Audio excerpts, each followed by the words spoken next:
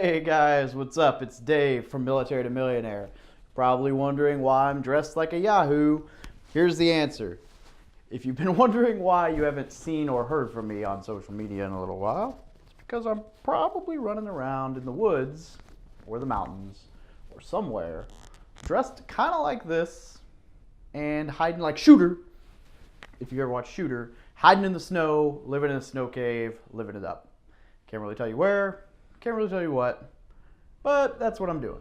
Today I want to talk to you about something just as crazy as this, and also a similar color, and that's cattle, and how to use cattle to buy real estate. Check it out.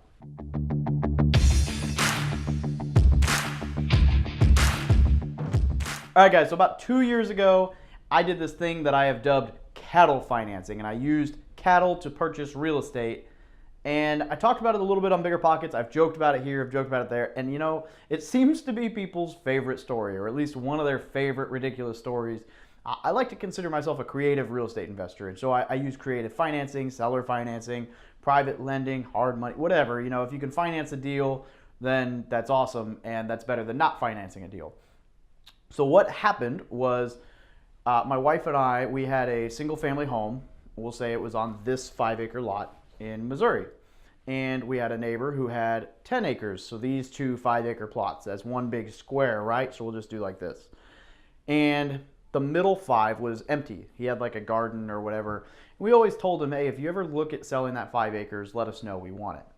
Because, you know, we don't want some guy to move in next door to us that we don't like, and then we're stuck with this schmuck building a house right next to ours, and it just blocks our view. It's just whatever. We'd rather control the full empty 5 and do what we want with it. He was never going to sell. He told us he was never going to sell.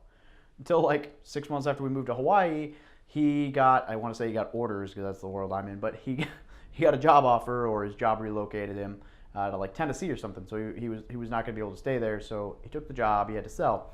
And he called us, you know, because we built a relationship, and that's what real estate's about. He could have just sold the full 10, but he called us and offered us, you know, hey, I'm going to sell this 5. Would you like it? So remember, our house, his house, the 5 acres in the middle.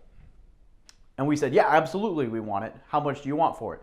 He said, well, you know, I got an offer on the house, and the guy's willing to pay me $6,000 an acre, or $7,000 an acre for the 5 acres. So $35,000.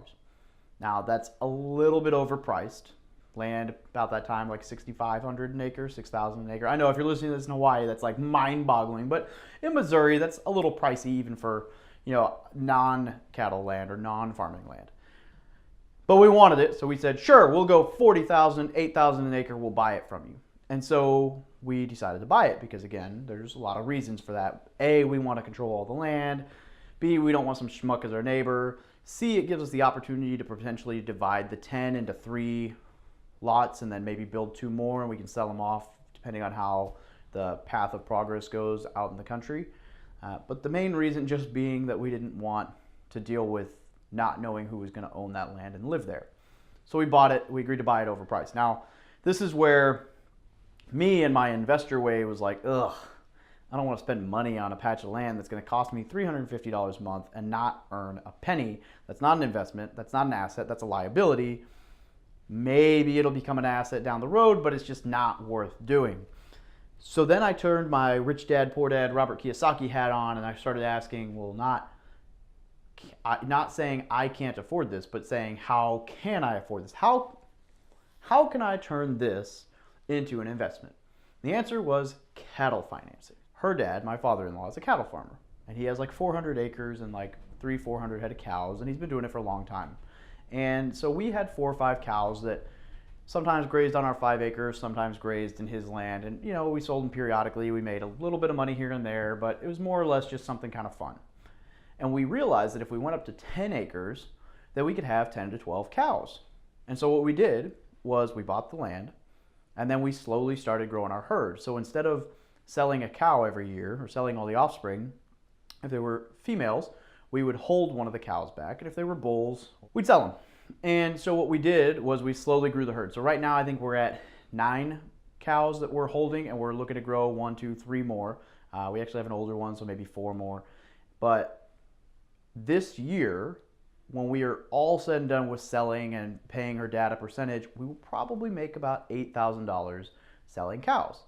Well, $350 a month, I don't want to do the math in public, but that's around $4,200 that is our mortgage payment. And so we've almost doubled that amount. So now we've gone from paying $350 a month to own this 5 acres to getting paid a couple $100 a month to own the 5 acres, and the cows mow the grass, chomp a chomp a chomp, and there are tax benefits for having agricultural or farming land, and I get to talk about cattle financing and how we made money through something that shouldn't have been an investment. It should have been just a personal buy, that we wanted this land for personal reasons.